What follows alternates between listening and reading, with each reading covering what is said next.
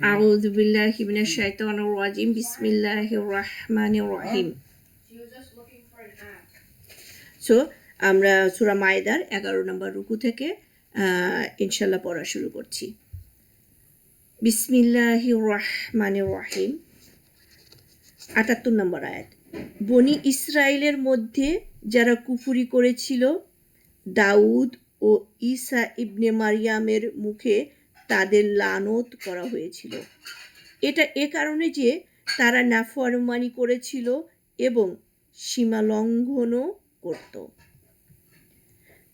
তারা যেসব অন্যায় কাজ করত তা থেকে পরস্পরকে তারা বারণ করত না। কতই না নিকৃষ্ট ছিল তা যা তারা করত। আপনি তাদের অনেককে কাফেরদের সাথে বন্ধুত্ব করতে দেখতে পাবেন। সে কাজ খুবই মন্দ যা তারা নিজেদের ভবিষ্যতের জন্য করেছে, যে কারণে আল্লাহ তাদের প্রতি অসন্তুষ্ট হয়েছেন আর তারা চিরকাল আযাবের মধ্যে থাকবে। যদি তারা ঈমান আনত আল্লাহর প্রতি এবং নবীর প্রতি আর তার প্রতি যা নাজিল করা হয়েছে তাতে, তাহলে তারা কাফেরদের বন্ধুরূপে গ্রহণ করত না। কিন্তু তাদের মধ্যে অনেকেই ফাসিক। আপনি সকল মানুষের মধ্যে মুমিনদের প্রতি অধিক শত্রুতা পোষণকারী পাবেন, ইহুদি ও মুশরিকদের।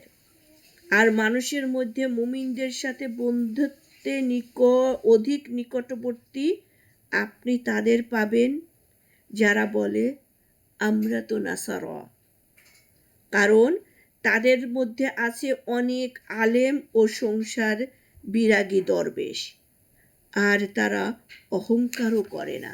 তাহলে আমরা এখান থেকে একটু পেলাম, সেটা কি আমরা ওই অন্যান্য যারা বিধর্মী আছে তাদের মধ্য থেকে খ্রিস্টানরাই যারা নাসারা বলে বলে, ওরাই হয়তো আমাদের সাথে একটু বন্ধুত্ব থাকে, ঠিক আছে, আর বা আমাদের সাথে ওদের কথায় বা কাজে ধর্মের সাথে মিল থাকে।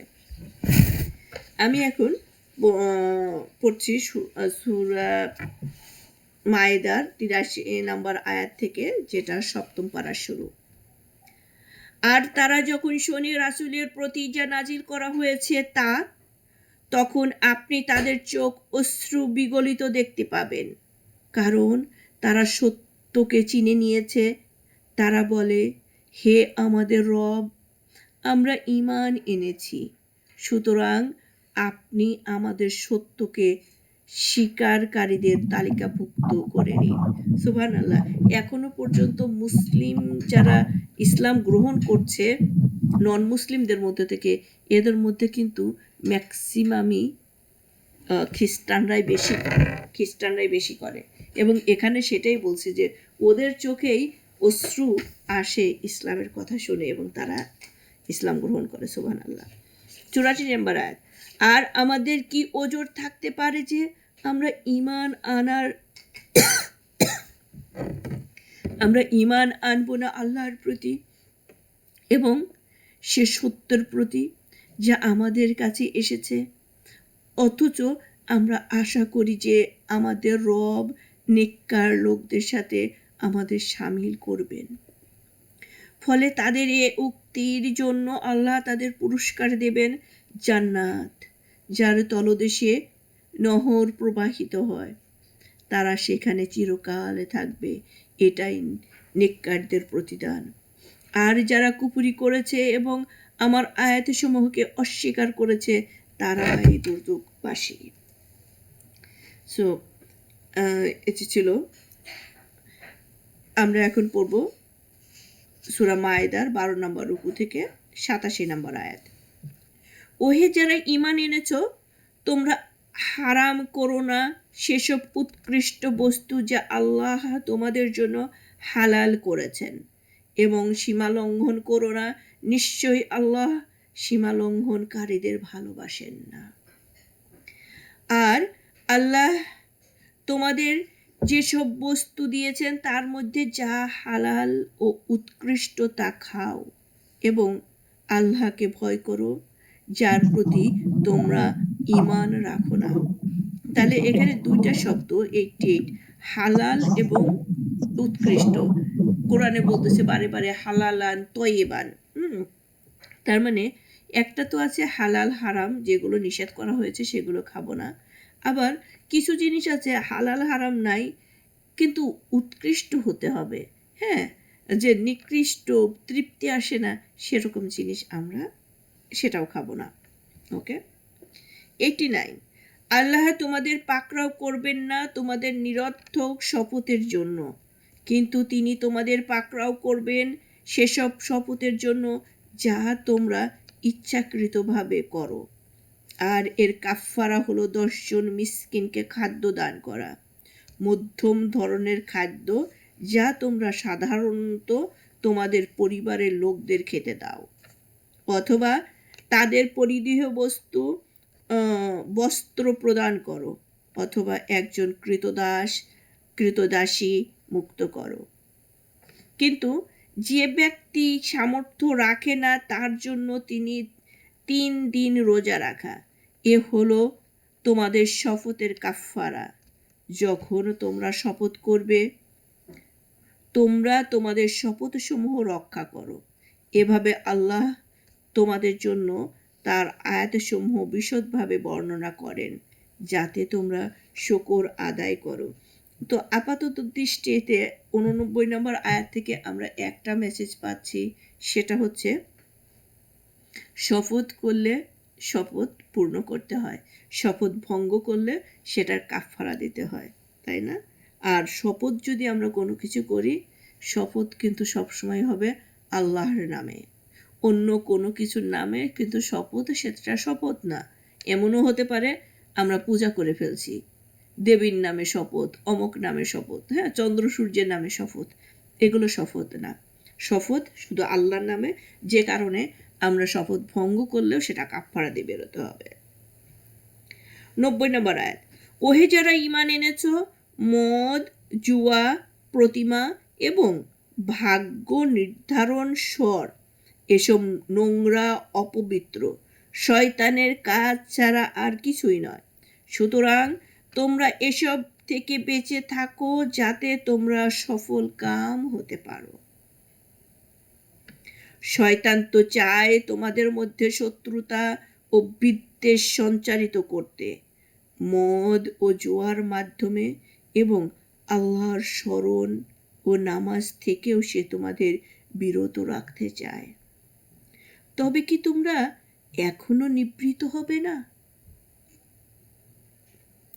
তোমরা আনুগত্য করো আল্লাহর ও আনুগত্য করো রাসূলের, এবং সতর্ক হও। কিন্তু যদি তোমরা মুখ ফিরিয়ে নাও তবে জেনে রেখো আমার রাসূলের দায়িত্ব তো শুধু স্পষ্ট প্রচার করার। এইখান থেকে আল্লাহ তার রাসূলের দায়িত্ব এখানে আমাদেরকে জানিয়ে দিলেন। রাসূলকে অন্য জায়গায় বলেছেন আপনি তো মানে আপনার দায়িত্ব অন্যের কাছে মেসেজ পৌঁছানো, হ্যাঁ, আর তার দায়িত্ব হচ্ছে সে সেটা গ্রহণ করবে কি করবে না সেটা তার দায়িত্ব, হ্যাঁ। আর সে যদি গ্রহণ করে সে পাবে, আর যদি না গ্রহণ করে সেটা আমার সাথে তার হিস্সা হবে। আমি 92 নম্বর আয়াতটা আবার পড়ছি। তোমরা আনুগত্য করো আল্লাহর ও আনুগত্য করো রাসূলের, এবং সতর্ক হও। কিন্তু যদি তোমরা মুখ ফিরিয়ে নাও তবে জেনে রেখো আমার রাসূলের দায়িত্ব তো শুধু স্পষ্ট প্রচার করা। আজকে আমাদের মাঝখানে নবী রাসূলরা আর আসবেন না, কিন্তু উলুল আলবাব জ্ঞানী সমাজ আমাদের মাঝখানে দাওয়াত দিয়ে যাবেন, আমাদেরকে জানিয়ে যাবেন, আমাদেরকে শিখিয়ে যাবেন, এবং তাদের দায়িত্বও কিন্তু আমাদেরকে দাওয়াত দেওয়া, আমাদেরকে ধরে পিটায়ে কবুল করা না। আমাদের কাজ দাওয়াত পাওয়ার পরে সেটা গ্রহণ করা। ওকে। আর আমাদেরও প্রত্যেকেরই দায়িত্ব ইসলামকে যতটুকু জানি ততটুকু আরেকজনের কাছে পৌঁছানো। 93 নম্বর আয়াত, যারা ঈমান এনেছো এবং নেক কাজ করেছো তাদের কোনো গুনাহ নেই পূর্বে তারা যা খেয়েছে সেজন্য। যখন তারা সাবধান হয়েছে, ঈমান এনেছে এবং নেক কাজ করেছে, তারপর সাবধান হও ও ঈমানে দৃঢ় থাকো। তারপর সাবধান হও ও নেক কাজ করো, আর আল্লাহ নেককারদের ভালোবাসেন। 13 নম্বর রুকু, 94 নম্বর আয়াত, সূরা মায়দা। ওহে যারা ঈমান এনেছো, অবশ্যই আল্লাহ তোমাদের পরীক্ষা করবেন এমন কিছু শিকারের মাধ্যমে যা তোমাদের হাত ও বর্ষা সহজেই শিকার করতে পারে, যাতে আল্লাহ বুঝতে পারেন কে তাকে না দেখেও ভয় করে। অতএব যে কেউ এর পরসীমা লঙ্ঘন করবে তার জন্য রয়েছে যন্ত্রণাদায়ক শাস্তি। আমরা অনেকেই বলি এটা হালাল, এটা হারাম করার তো কোনো যুক্তি দেখছি না, তাই না? কী কারণ আছে? দেখেন, যে জিনিসগুলো আমাদের উপরে হারাম হয়েছে বা নিষেধ করা হয়েছে, এই 94 নম্বর আয়াতে আমাদের স্পষ্ট আল্লাহ বলছেন, তোমরা আল্লাহকে না দেখে কারা ভয় করো সেটাই, এটা পরীক্ষা করার জন্য। দেখেন, আমাদের মদ, শরাব এগুলো দুনিয়াবী জীবনে না করা হয়েছে, কিন্তু পরকালীন জীবনে কিন্তু সেটার স্বাদের কথা বর্ণনা করা হচ্ছে, তাই না? তার মানে কে আল্লাহকে ভয় করে, না দেখে ভয় করে এবং তার হুকুম ফলো করে, সেটাই দেখার বিষয়। 95 নম্বর আয়াত, ওহে যারা ঈমান এনেছো, তোমরা এহরামে থাকা অবস্থায় শিকারকে হত্যা করো না। তোমাদের মধ্যে কেউ ইচ্ছে করে শিকার হত্যা করলে তার উপর বিনিময় বর্তাবে, যা সমান হবে হত্যাকৃত জন্তুর। তোমাদের মধ্যে দুজন ন্যায়বান লোক এর ফয়সালা করবে। সে জন্তুটি হাদিয়া হিসেবে কাবায় পৌঁছাতে হবে, অথবা তার উপর কাফফারা বর্তাবে। কয়েকজন মিসকিনকে খাওয়ানো, অথবা তার সমপরিমাণ রোজা রাখবে, যেন সে আস্বাদন করে তার কৃতকর্মের প্রতিফল। যা গত হয়েছে আল্লাহ তা মাফ করবেন, তবে কেউ তা পুনরায় করলে আল্লাহ তার কাছ থেকে প্রতিশোধ নেবেন।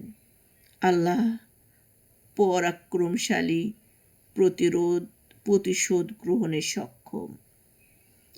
96 নম্বর আয়াত, তোমাদের জন্য হালাল করা হয়েছে সমুদ্রের শিকার ধরা এবং তা খাওয়া, তোমাদের ও মুসাফিরদের ভোগের জন্য। আর তোমাদের জন্য হারাম করা হয়েছে স্থলের শিকার ধরা, যতক্ষণ তোমরা এহরাম অবস্থায় থাকবে। ভয় করো আল্লাহকে, যার কাছে তোমাদের একত্র করা হবে। আল্লাহ মানুষের কল্যাণের জন্য নির্ধারিত করে দিয়েছেন মহাসম্মানিত ঘর কাবাকে, সম্মানিত মাসকে, কোরবানির জন্য কাবায় প্রেরিত পশুকে এবং গলায় মালা পরিহিত পশুকে। এর কারণ এই যে তোমরা যেন জানতে পারো যে অবশ্যই আল্লাহ জানেন যা কিছু আছে আসমানে এবং যা কিছু আছে জমিনে, আর আল্লাহ তো সর্ববিষয়ে সর্বজ্ঞ। তোমরা জেনে নাও, নিশ্চয়ই আল্লাহ কঠোর শাস্তিদাতা এবং অবশ্যই আল্লাহ পরম ক্ষমাশীল, পরম দয়ালু। রাসূলের দায়িত্ব তো শুধু প্রচার করা। আল্লাহ জানেন তোমরা যা প্রকাশ করো এবং যা গোপন করো। বলে দিন, সমান নয় অপবিত্র ও পবিত্র, যদিও অপবিত্রের আধিক্য তোমাকে চমৎকৃত করে। সুতরাং ভয় করো আল্লাহকে, হে জ্ঞানবানরা, যেন তোমরা সফল কাম হও।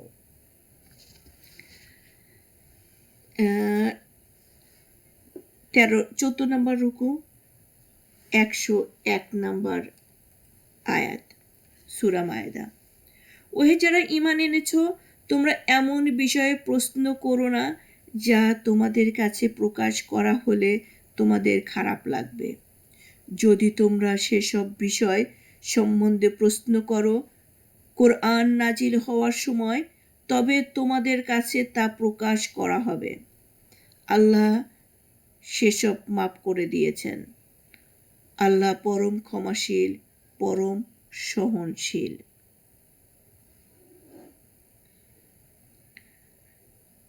আমি এই আয়াতটা আবার পড়ছি, 101 নম্বর আয়াত।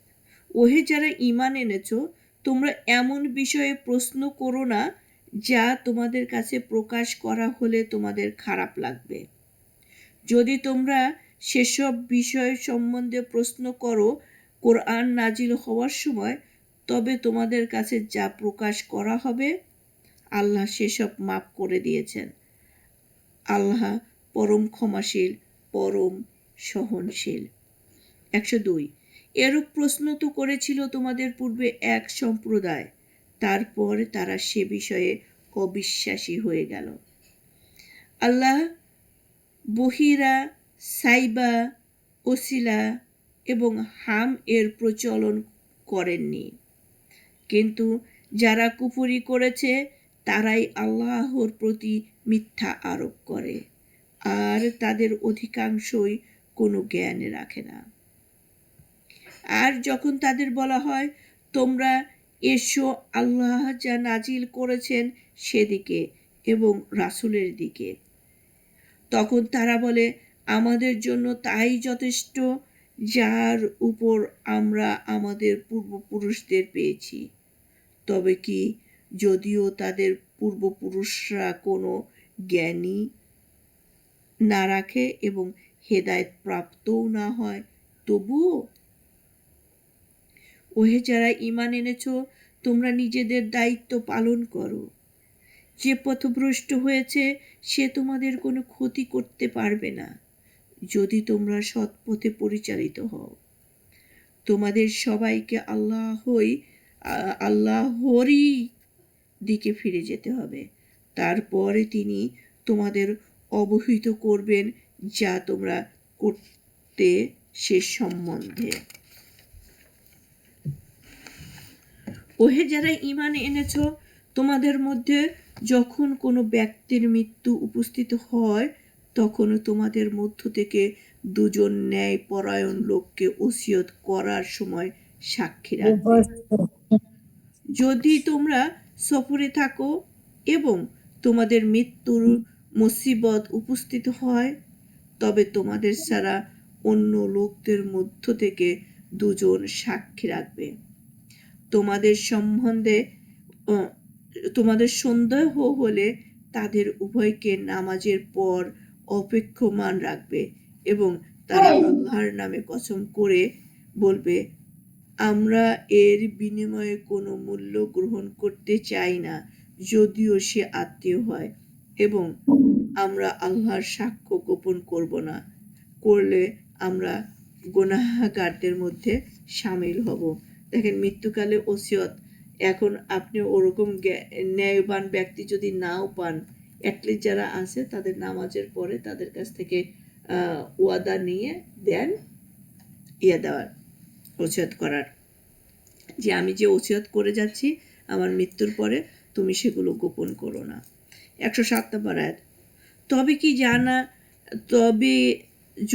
তবে যদি জানা যায় যে তারা দুজন কোনো পাপে জড়িত হয়েছে, তাহলে যাদের স্বার্থহানি ঘটবে তাদের মধ্য থেকে নিকটতম দুজন তাদের স্থলাভিষিক্ত হবে এবং আল্লাহর নামে কসম করে বলবে, অবশ্যই আমাদের সাক্ষ্য তাদের সাক্ষ্য থেকে অধিক সত্য এবং আমরা সীমা লঙ্ঘন করিনি, করলে তো আমরা অবশ্যই জালিমদের অন্তর্ভুক্ত হব।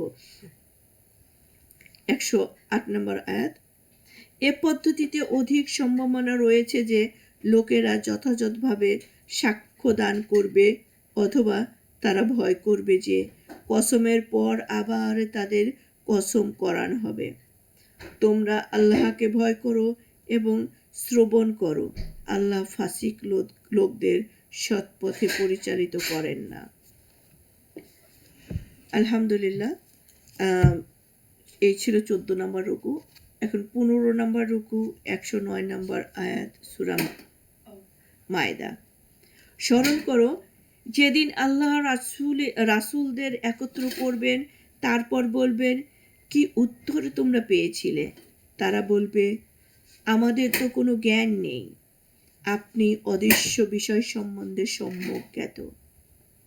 যখন আল্লাহ বলবেন, হে ঈসা ইবনে মারিয়াম, তুমি স্মরণ করো তোমার প্রতি ও তোমার মায়ের প্রতি আমার নিয়ামতের কথা, যখন আমি তোমাকে সাহায্য করেছিলাম জিব্রাইলকে দিয়ে, তুমি মানুষের সাথে কথা বলতে মাতৃ করেও এবং পরিণত বয়সেও। আর যখন আমি তোমাকে শিক্ষা দিয়েছিলাম কিতাব, হিকমত, তাওরাত ও ইনজিল। আর যখন তুমি কাদামাটি দিয়ে আমার আদেশে পাখি সদৃশ আকৃতি তৈরি করতে এবং তাতে ফু দিতে, ফলে তা আমার আদেশে পাখি হয়ে যেত। আর আমার আদেশে তুমি জন্ম অন্ধ ও কুষ্ঠ রোগীকে নিরাময় করতে। আর যখন তুমি আমার আদেশে মৃতকে কবর থেকে বের করে নিয়ে আসতে। আর যখন আমি নিবৃত্ত রেখেছিলাম বনি ইসরায়েলকে তোমার থেকে, যখন তুমি তাদের কাছে স্পষ্ট প্রমাণাদি নিয়ে এসেছিলে, তখন তাদের মধ্যে যারা কুফরি করেছিল তারা বলেছিল, এ তো স্পষ্ট জাদু ছাড়া আর কিছুই নয়। তার মানে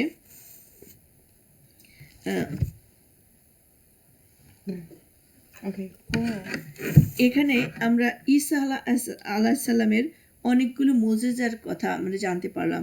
এগুলো কিন্তু সবই মোজেজা ছিল, এগুলো কোনো কিছুই ওনার ছিলেন না।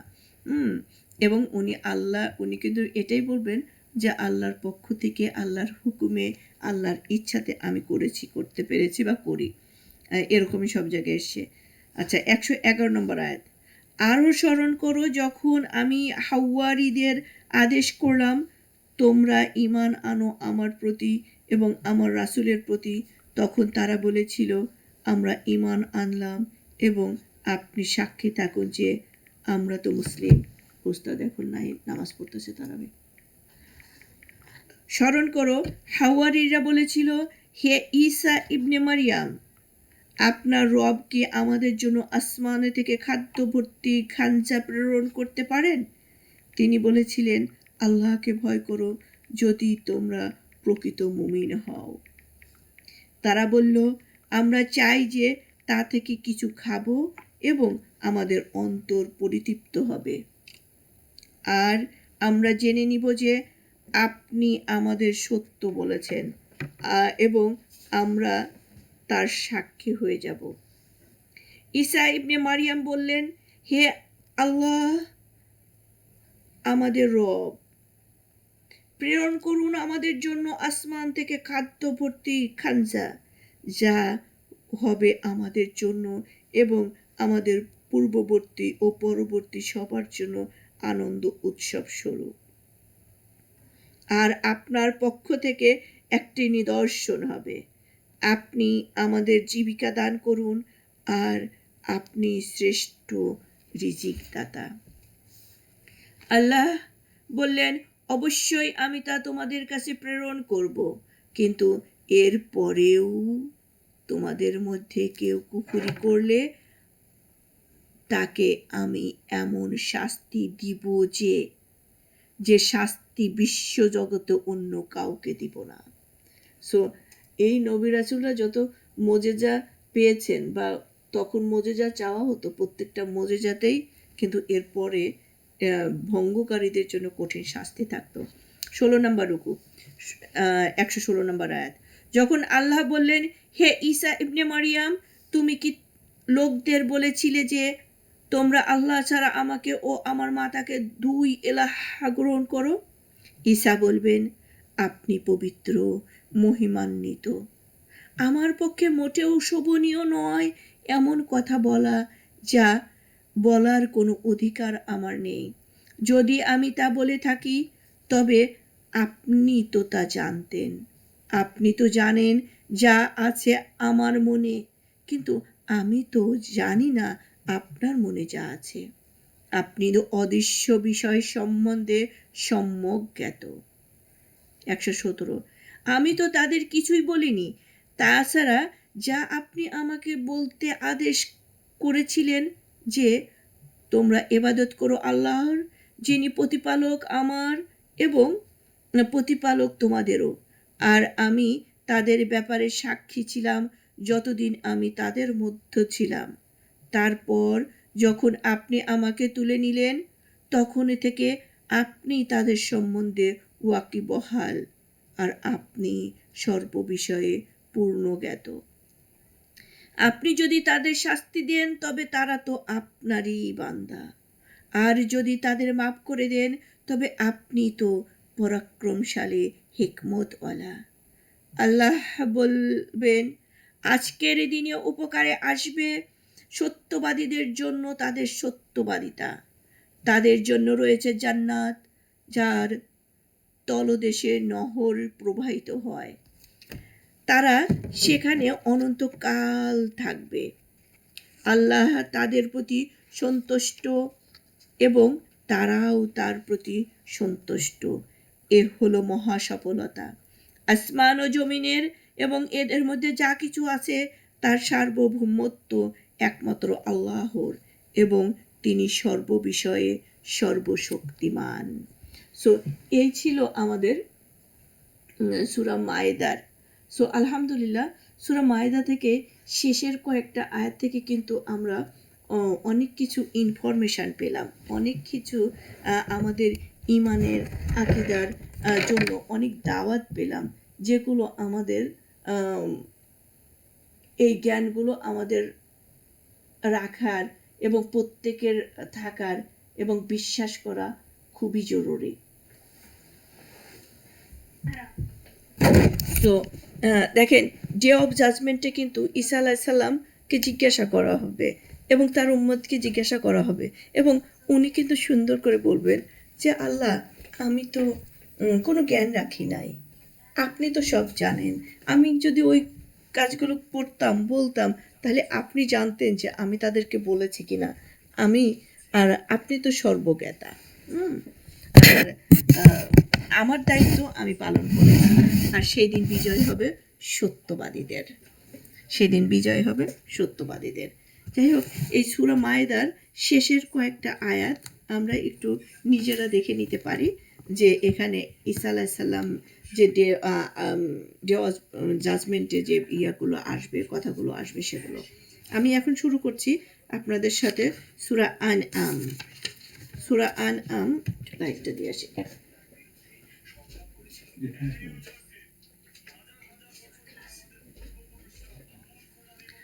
সূরা আনআমে আছে 165টি আয়াত, 20টি রুকু। বিসমিল্লাহির রহমানির রহিম। পরম করুণাময়, পরম দয়ালু আল্লাহর নামে শুরু করছি। সকল প্রশংসা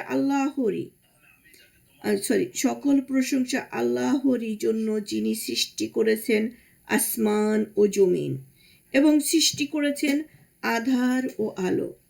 তথাপি কাফেররা তাদের প্রতিপালকের সমকক্ষ সাব্যস্ত করে।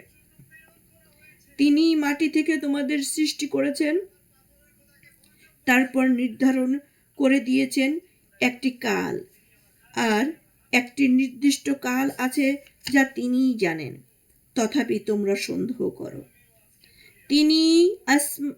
তিনি আল্লাহ আসমানে এবং জমিনে। তিনি জানেন আমাদের গোপন ও তোমাদের প্রকাশ্য সব কিছু। আমি আবার পড়ছি। তিনি আল্লাহ আসমানে এবং জমিনে। তিনি জানেন তোমাদের গোপনে ও তোমাদের প্রকাশ্যে সব কিছু, এবং তোমরা যা অর্জন করো তাও তিনি জানেন।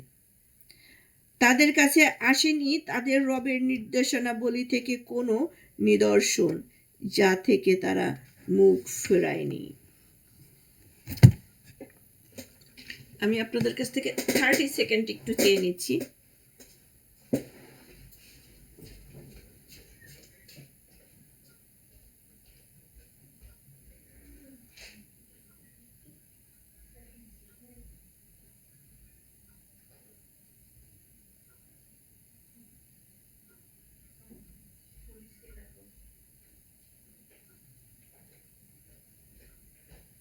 না থাকলে কিন্তু আসবে না।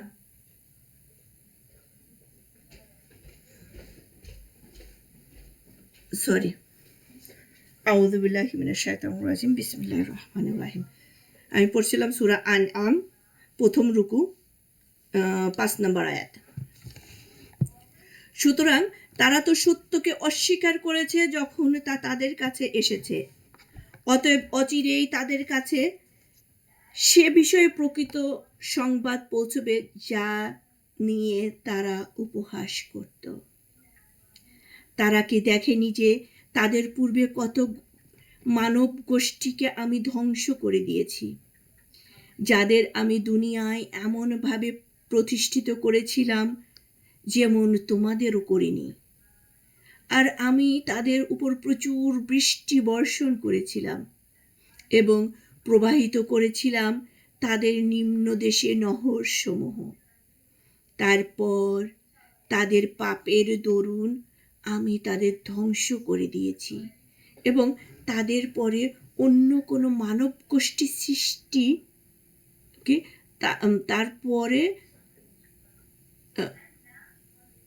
তাদের পরে অন্য মানব গোষ্ঠীর সৃষ্টি করেছি। যে আমি আবার 6 নম্বর আয়াতটা একটু পড়ছি। তারা কি দেখেনি যে তাদের পূর্বে কত মানব গোষ্ঠীকে আমি ধ্বংস করে দিয়েছি, যাদের আমি দুনিয়ায় এমনভাবে প্রতিষ্ঠিত করেছিলাম যেমন তোমাদেরও করিনি। আর আমি তাদের উপর প্রচুর বৃষ্টি বর্ষণ করেছিলাম এবং প্রবাহিত করেছিলাম তাদের নিম্ন দেশে নহর সমূহ। তারপর তাদের পাপের দরুন আমি তাদের ধ্বংস করে দিয়েছি এবং তাদের পরে অন্য মানব গোষ্ঠী সৃষ্টি করেছি। তো এই আয়াত থেকে আমরা একটা খুব সুন্দর দাওয়াত পাচ্ছি যে আমরা যদি আল্লাহর হুকুম ফলো করি, আল্লাহর নির্দেশিত পথে চলি, আল্লাহ আমাদেরকে আরও সুযোগ বাড়িয়ে দেবেন। আর যদি না করি, ভায়োলেট করি, অধ্যত্ব প্রদর্শন করি, আল্লাহ আমাকে সরিয়ে আর একজনকে এই জায়গায় রিপ্লেস করে দেবেন। আমি অধ্যত্ব করছি, আল্লাহ আমাকে ওখানেই ছেড়ে দেবেন, তুই ভায়োলেশনকারী থেকে যা, যত খুশি কর, তোকে সাময়িক সময়ের জন্য অবকাশ দেওয়া হচ্ছে। কতক্ষণ? তোর শেষ নিঃশ্বাস পর্যন্ত, যেমন শয়তানকে অবকাশ দেওয়া হয়েছে। হ্যাঁ, পাপের পারমিশন দেওয়া হয়নি, অবকাশ দেওয়া হয়েছে। তোমার যা খুশি করো, দিন শেষে আমার কাছেই আসতে হবে, তখন দেখাবো। যাই হোক, 7 নম্বর আয়াত।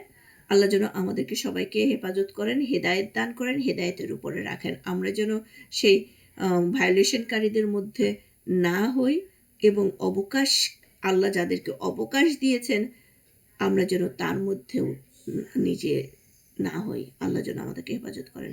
7 নম্বর আয়াত। আর যদি আমি কাগজে লিখিত কিতাবও আপনার প্রতি নাজিল করতাম এবং তারা তা তাদের হাত দিয়ে স্পর্শও করত, তবুও যারা কুফরি করেছে তারা অবশ্যই বলতো এ স্পষ্ট জাদু ছাড়া আর কিছুই নাই। দেখেন এই আয়াতটা যে কত সত্য, এটা কিয়ামত পর্যন্ত মনে হবে যে কেবল নাজিল হচ্ছে। কিভাবে?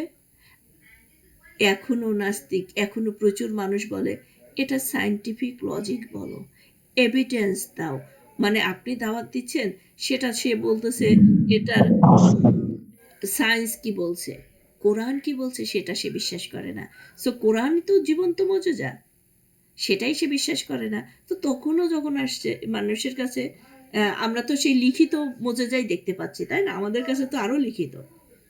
আল্লাহ আকবার। সো আল্লাহ যেন আমাদেরকে এ থেকে রক্ষা করেন। তারা আরো বলে, তার কাছে কোনো ফেরেশতা কেন প্রেরণ করা হলো না? আর যদি আমি কোনো ফেরেশতা প্রেরণ করতাম তবে তো চূড়ান্ত ফয়সালাই হয়ে যেত এবং তাদের কোনো অবকাশ দেওয়া হতো না। আর যদি আমি কোনো ফেরেশতাকে রাসূল করে পাঠাতাম এবং তাকে মানুষের আকৃতিতেই পাঠাতাম এবং তাদের সেরূপ সংশয়েই রেখে দিতাম যেরূপ সংশয়ে তারা এখন আছে। নিশ্চয়ই আপনার পূর্ববর্তী রাসূলদের সাথে উপহাস করা হয়েছে। অবশেষে যারা তাদের সাথে উপহাস করেছিল তাদের পরিবেষ্টন করে নিল তা যা নিয়ে তারা উপহাস করত। সুবহানাল্লাহ। লস অ্যাঞ্জেলস ওরা বলতো গডলেস, ওদের কোনো গড নাই। শেষকালে সেই গডের কাছেই তারা এসে আশ্রয় চায়। হ্যাঁ, অবশ্যই কোনো গড আছে, এই আগুন কেউ নিভাতে পারে না, আমরা সারেন্ডার করছি, আমাদের নিয়ন্ত্রণের বাইরে। এটা যদি কোনো গড থাকে সেই গডই সেটা করতে পারে। সো গডলেস তোমরা বলো। আচ্ছা, সো এখানে এই যে মোজেজ ওটা কি নাজিল বা নবী রাসূলরা এসছেন, অথবা আমরা যে গ্রহণ করি না সেই জিনিসটাই আল্লাহ এখানে আমাদেরকে বুঝাই দিলেন।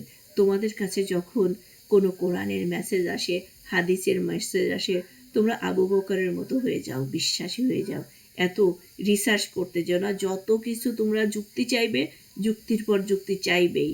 তোমাদেরকে যদি একেবারে ফেরেশতার সামনে বসিয়েও করতো, তারপরে তোমরা আর একটা যুক্তি দিয়ে বলতো আল্লাহ এসে কেন শেখাচ্ছে না, নাউজুবিল্লাহ মিন যালিক। সো এ হচ্ছে তোমাদের ক্যারেক্টার। সো তোমরা যদি সিদ্দিক, আল্লাহর কথা যা শুনছো, কোরআন থেকে যেটা পাচ্ছ, বিশ্বাস করো, কোনো যুক্তি চেয়েও না। এটা হলো আমাদের জন্য মেসেজ। আমরা যুক্তি চাইবো না। কোরআন বলেছে, দ্যাটস ইট। এটার চেয়ে বড় যুক্তি আর কিচ্ছু হতে পারে না। আবার এর উপর আবার কি যুক্তি আছে? ওকে, 2 নম্বর রুকু। এখানে লাইটটাকে বন্ধ করলাম। 2 নম্বর রুকু, সূরা আনআম 11 নম্বর আয়াত। বলে দিন, তোমরা পৃথিবীতে ভ্রমণ করো, তারপর দেখো কেমন হয়েছিল পরিণাম যারা সত্যকে অস্বীকার করেছে তাদের। এখন কি লস অ্যাঞ্জেলস, তাই না? সত্যকে অস্বীকার করত। আপনি জিজ্ঞেস করুন, আসমান ও জমিনে যা কিছু আছে তার মালিকানা কার?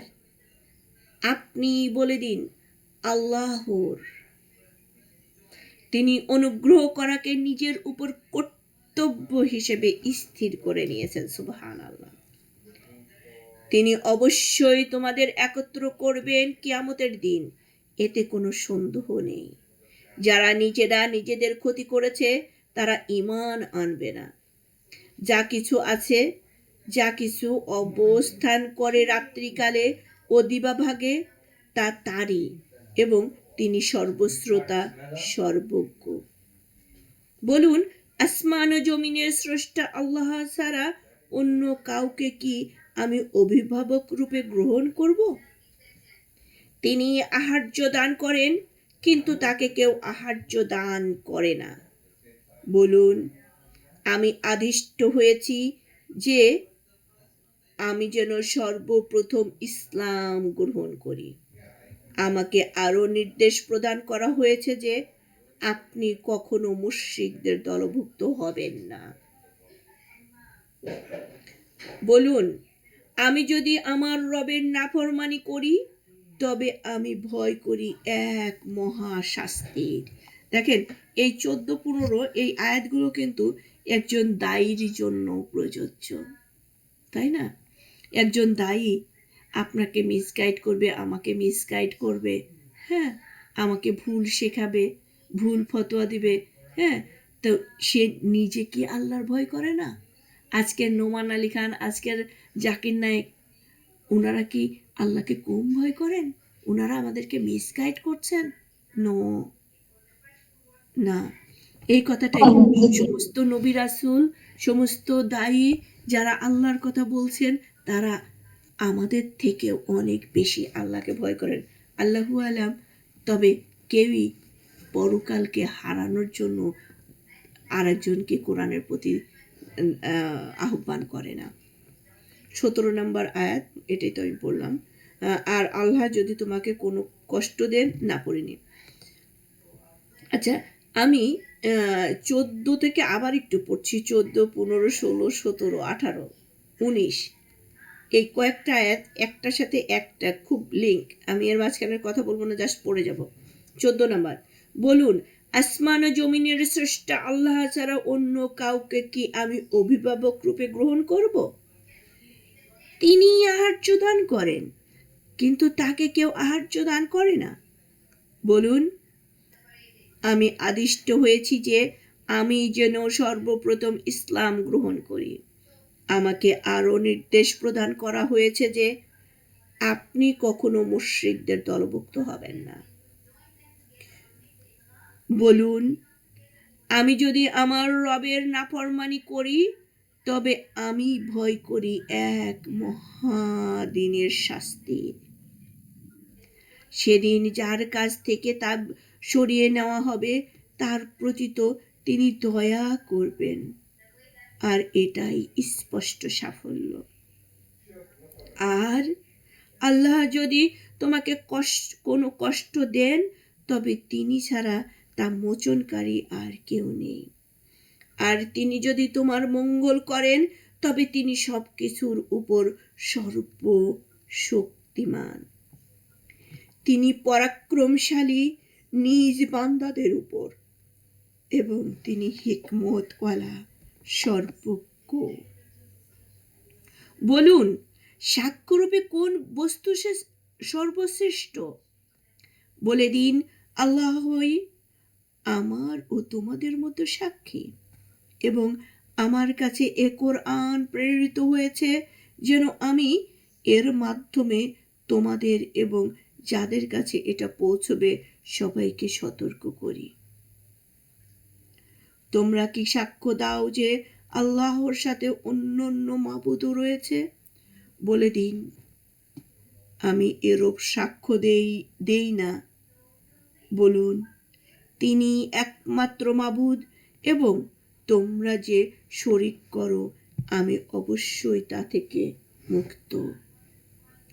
যাদের আমি কিতাব দিয়েছি তারা তাকে সেরূপ চেনে যেরূপ তারা তাদের সন্তানকে চেনে। যারা নিজেরা নিজেদের ক্ষতি করেছে তারা ঈমান আনবে না। তো এই সূরা আনআমের 2 নম্বর রুকুর মধ্যে আমরা আল্লাহকে, তার অনেকগুলো ডেফিনেশন পেয়ে যাচ্ছি। আল্লাহ কি করেন, আল্লাহ কে, আল্লাহ থেকে আমরা কি পাই। হ্যাঁ, রাসূলদের মাধ্যম দিয়ে আল্লাহ আমাদেরকে জানিয়ে দিলেন, শুনিয়ে দিলেন। সুবহানাল্লাহ। 3 নম্বর রুকু, তার চেয়ে বড় জালিম কে, যে আল্লাহ সম্বন্ধে মিথ্যা রচনা করে অথবা তার নির্দেশনাবলীকে অস্বীকার করে? নিশ্চয়ই জালিমরা সফল কাম হবে না।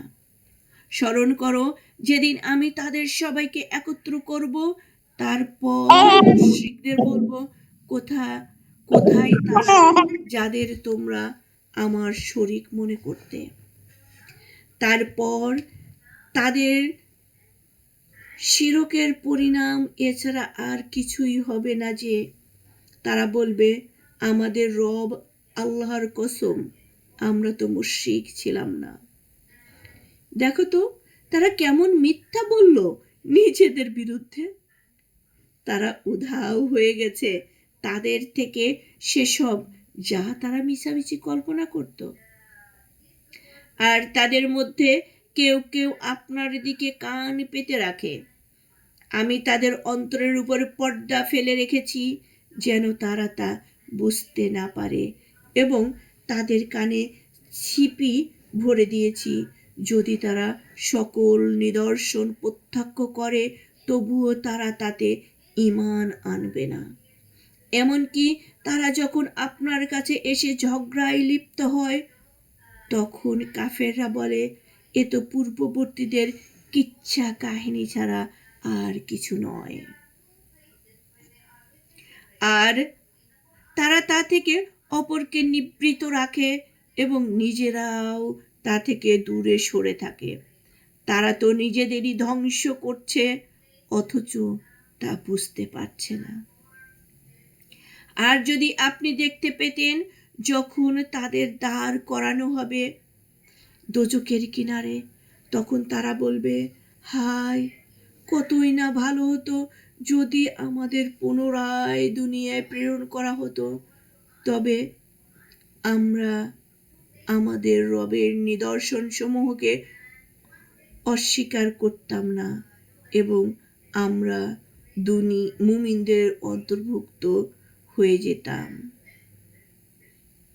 28 নম্বর, বরং তাদের সামনে তা প্রকাশ হয়ে পড়েছে যা তারা ইতিপূর্বে গোপন করত।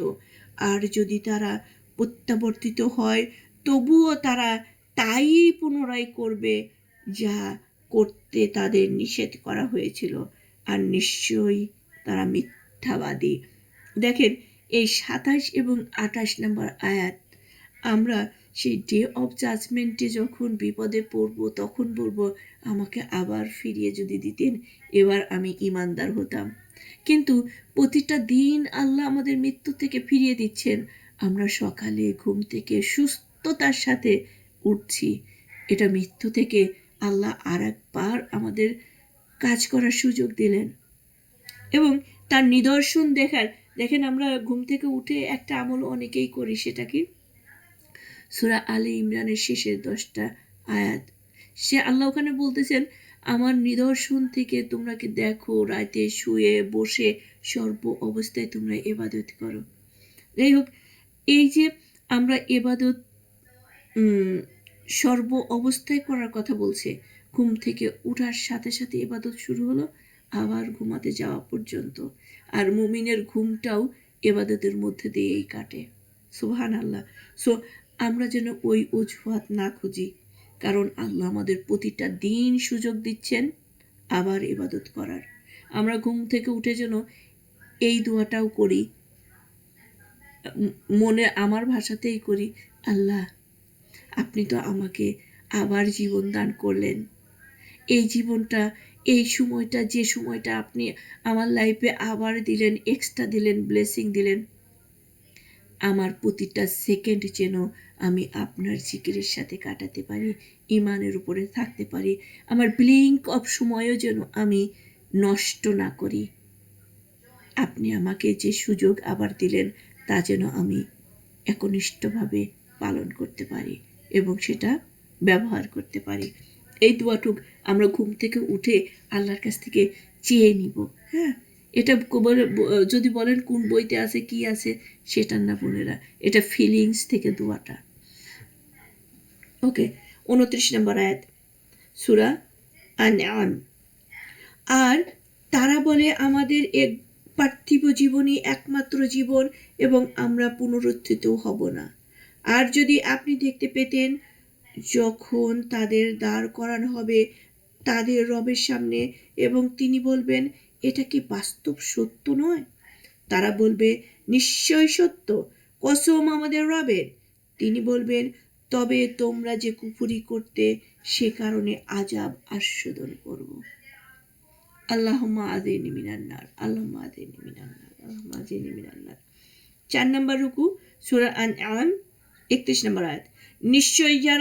নিশ্চয়ই তারা ক্ষতিগ্রস্ত হয়েছে যারা মিথ্যা মনে করেছে আল্লাহর সাক্ষ্যকে। এমনকি যখন হঠাৎ তাদের কাছে কিয়ামত এসে যাবে তখন তারা বলবে হায় আফসোস, কতই না ত্রুটি করেছি আমরা এর ব্যাপারে। আর তারা তাদের পাপের বোঝা নিজেদের পিঠে বহন করবে। জেনে রেখো তারা যে বোঝা বহন করবে তা নিকৃষ্ট বোঝা। দুনিয়ার জীবন তো খেলাধুলা ছাড়া আর কিছুই নয়, আর আখিরাতের আবাস তো মুত্তাকিদের জন্য শ্রেয়। তবে কি তোমরা বুঝো না? আমি অবশ্যই জানি যে তারা যা বলে তা আপনাকে ব্যথিত করে, কিন্তু তারা তো আপনাকে মিথ্যাবাদী বলে না, বরং জালিমরা আল্লাহর আয়াতসমূহকে অস্বীকার করে। দেখেন এই 33 নম্বর আয়াতটা কিন্তু আমরা অনেকেই বলি, তাই না? যে আমি অবশ্যই জানি যে, কে বলতেছেন? আল্লাহ বলতেছেন। আমি 32-33 দুটি একসাথে পড়ি। দুনিয়ার জীবন তো খেলাধুলা ছাড়া আর কিছুই নয়, আর আখিরাতের আবাস তো মুত্তাকিদের জন্য শ্রেয়। তবে কি তোমরা বুঝো না? অবশ্যই এটাও আগের আয়াতের সাথে জড়িত। আচ্ছা, আমি অবশ্যই জানি যে তারা যা বলে তা আপনাকে ব্যথিত করে, কিন্তু তারা তো আপনাকে মিথ্যাবাদী বলে না, বরং জালিমরা আল্লাহর আয়াতসমূহকে অস্বীকার করে। তার মানে আমরা কোনো দাওয়াত কাউকে দিতে গেলে আপনারা অনেক বোনেরাই বলেন আপা তারা তো কথা শুনে না, অনেক কষ্ট পায় যখন তারা মানে আল্লাহর কথা শুনে না, নামাজ পড়ে না, অনেক কষ্ট লাগে যখন তারা হেদায়েতে থাকে না। দেখেন এই কথাটাই আল্লাহ বলছে যে তাদের আচরণ আপনাকে ব্যথিত করে। হ্যাঁ, সো তারা মনে করছে যে আল্লাহ এগুলো খেলতামাশার জন্য সৃষ্টি করেছেন। সো আপনি ব্যথিত হবেন না, আপনি আপনার কাজ চালিয়ে যান, আল্লাহ সব দেখছে। ওকে, তাহলে কোরআন আমাদের ব্যথার কথাটাও জানে, উল্লেখ করে দিয়েছেন। সো আপনি ব্যথিত হবেন না, আপনি আপনার দিনের কাজ, দাওয়াতের কাজ চালিয়ে যান। হ্যাঁ, আপনি ওই লাইক, রিয়্যাক্ট, হা এগুলো দেখতে যাবেন না। কয়জন আমার কথাটাকে করলো, পছন্দ করলো, কতজন পার্টিসিপেন্ট আমার ক্লাসে আসলো, এগুলো না দেখে আমরা দিনের কাজ করে যাব। 30 নম্বর, 33, 34 নম্বর আয়াত। আপনার পূর্ববর্তী অনেক রাসূলকে মিথ্যাবাদী বলা হয়েছিল, কিন্তু তারা ধৈর্য ধারণ করেছেন মিথ্যাবাদী বলা এবং নির্যাতিত করার সত্ত্বেও, যে পর্যন্ত না তাদের কাছে আমার সাহায্য পৌঁছেছে। আর আল্লাহর বাণীকেও পরিবর্তন করতে পারে না। অবশ্যই আপনার কাছে এসেছে পয়গম্বরদের কিছু ইতিবৃত্ত। একটু কম সাউন্ড, তো অনেক বেশি সাউন্ড হচ্ছে। আর যদি তাদের বিমুখতা আপনার কাছে অসহনীয় হয়, তবে পারলে জমিনে কোনো সুড়ঙ্গ পথ কিংবা আসমানে কোনো সিঁড়ি অন্বেষণ করে নিন, তারপর নিয়ে আসুন তাদের কাছে কোনো মুজিজা। আর যদি আল্লাহ চাইতেন তবে তাদের সবাইকে অবশ্যই সৎ পথে একত্র করে দিতেন। অতএব আপনি অজ্ঞ মূর্খদের অন্তর্ভুক্ত হবেন না। তারাই ডাকে সাড়া দেয় যারা আন্তরিকতার সাথে শ্রবণ করে। আর আল্লাহ মৃতদের জীবিত করে উঠাবেন, তারপর তারা তারই দিকে প্রত্যাবর্তিত হবে। তারা বলে, কেন তার প্রতি তার রবের পক্ষ থেকে কোনো মুজিজা নাজিল করা হয়নি? বলুন, নিশ্চয়ই আল্লাহ মুজিজা নাজিল করতে পূর্ণ সক্ষম, কিন্তু তাদের অধিকাংশই তা জানে না। আর পৃথিবীতে যত প্রকার বিচরণশীল প্রাণী আছে এবং যত প্রকার পাখি দু ডানায় সাহায্যে উড়ে বেড়ায়, তারা সবাই তোমাদেরই মতো একটি উম্মত।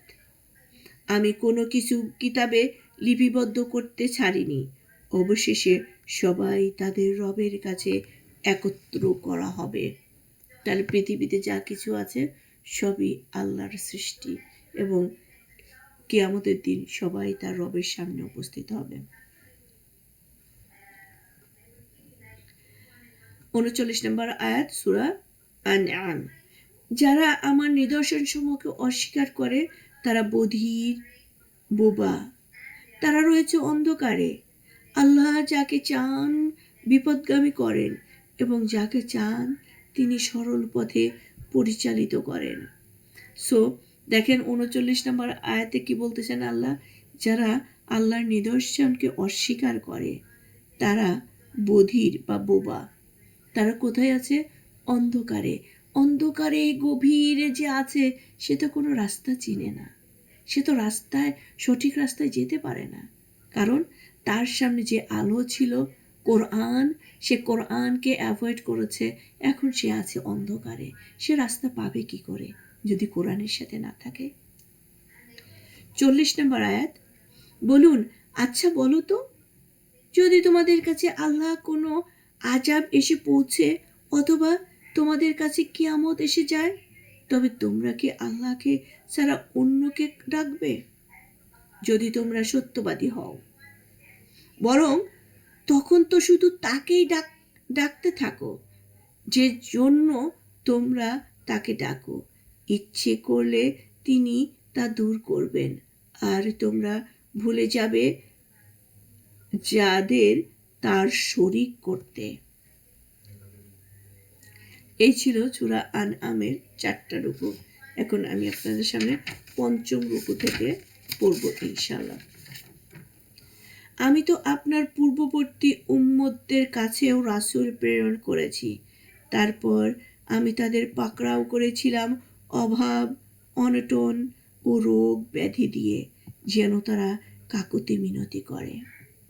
তারপর যখন তাদের উপর আমার শাস্তি আপতিত হলো, তখন তারা কেন কাকুতি মিনতি করল না, বরং তাদের অন্তর কঠিন হয়ে গেল এবং তারা যা করেছিল আল্লাহ তা তাদের কাছে শোভন করে দেখালো। আবার যখন তারা ভুলে গেল সে উপদেশ যা তাদের দেওয়া হয়েছিল, তখন আমি তাদের জন্য সবকিছুর দ্বার উন্মুক্ত করে দিলাম। অবশেষে তারা যখন উল্লসিত হয়ে পড়ল তাদের যা দেওয়া হয়েছিল তার জন্য, তখন আমি অকম্মাত তাদের পাকড়াও করলাম। ফলে তখন তারা হতাশ হয়ে পড়ল। পরিশেষে জালিম কওমের মূলোচ্ছেদ করা হলো। সকল প্রশংসা আল্লাহর জন্য, যিনি সারা জাহানের পালনকর্তা। বলুন, তোমরা কি ভেবে দেখেছ আল্লাহ যদি তোমাদের শ্রবণ শক্তি ও দৃষ্টি শক্তি কেড়ে নেন এবং তোমাদের অন্তরসমূহের উপর মোহর মেরে দেন, তবে আল্লাহ ছাড়া আর কোনো মাবুদ আছে যে এগুলো তোমাদের ফিরিয়ে দেবে? দেখো আমি কিরূপে বিশদভাবে নিদর্শনাবলী বর্ণনা করি, তথাপি তারা মুখ ফিরিয়ে নেয়। কথা তো সত্যি, এত ডিটেলস করে আল্লাহ উপস্থাপন করছেন, তারপরেও আমরা অবিশ্বাস করি, তারপরেও আমরা আল্লাহর ইবাদত করতে চাই না। আল্লাহ আমাদেরকে রহমত করুন, হেফাজত করুন। 47 নম্বর আয়াত, বলুন তোমরা কি ভেবে দেখেছো যদি আল্লাহর শাস্তি তোমাদের উপরে অকম্মাত কিংবা প্রকাশ্যে আপতিত হয়, তবে জালিম কম ছাড়া আর কেউ ধ্বংস হবে না। আমি তো প্রেরণ করি রাসূলদের কেবল সুসংবাদদাতা ও সতর্ককারী রূপে। তারপর যে ঈমান আনলো ও নিজেকে সংশোধন করলো, তাদের কোনো ভয় নেই আর তারা দুঃখিতও হবে না। আর যারা আমার নিদর্শনাবলীকে মিথ্যা বলেছে তাদের উপর আপতিত হবে শাস্তি, তারা যে নাফরমানি করত তার দরুন। আপনি বলুন, আমি তোমাদের একথা বলি না যে আমার কাছে আল্লাহর ধনভাণ্ডার আছে আর আমি অদৃশ্য বিষয় সম্বন্ধেও অবগত নই, এবং আমি তোমাদের একথাও বলি না যে আমি ফেরেশতা। আমি তো শুধু সে ওহীর অনুসরণ করি যা আমার প্রতি নাজিল হয়। আপনি বলে দিন, অন্ধ ও চক্ষুষ্মান ব্যক্তি কি সমান হতে পারে? অতএব তোমরা কি ভেবে দেখোনি? দেখেন, এই 50 নম্বর আয়াতটা আমাদের আসলে নিজেদের জন্য অনেকেই এরকম করে, আচ্ছা ও তো অনেক আল্লাহওয়ালা, ও তো ধর্মকর্ম করে, কিন্তু ওর কেন এত অভাব, ওর কোনো দিন চলে না। আপনি ইমানদার, আপনি মুমিন, আপনি আল্লাহ হবেন দেখেই দুনিয়াতে আপনি বিল গেটস হয়ে চলবেন না। বিল গেটসকে মুসলিম, ডোনাল্ড ট্রাম্পকে মুসলিম, ওরা কি আল্লাহকে বিশ্বাস করে? দুনিয়াবি সম্পদ হলো পরীক্ষার জন্য। ও মামা, ওই কম্পিউটার একটু সাউন্ড কমায় দাও তো বাবা। তো এই দুনিয়াবি সম্পদ কিন্তু ইমান বেশি আছে বলে আপনি বেশি সম্পদের মালিক তা না। আর এরকম ধারণা করা, এরকম অন্যকে করা, এই জিনিসটা বোকামো আর ইমান নষ্টেরও একটা লক্ষণ। ইমান কতটা বাড়লো আমরা সেই জিনিসটা দেখব। হ্যাঁ, এটা সম্পদের সাথে কোনো রিলেটেড না। ওকে, রুকু নাম্বার 6, সূরা আনআম, 51 নম্বর আয়াত। আপনি সতর্ক করুন এ কোরআন দিয়ে তাদের যারা ভয় করে যে তাদের একত্র করা হবে তাদের রবের কাছে, এমন অবস্থায় যে তারা ছাড়া তাদের কোনো অভিভাবক ও সুপারিশকারী থাকবে না। আশা করা যায় তারা সতর্ক হবে।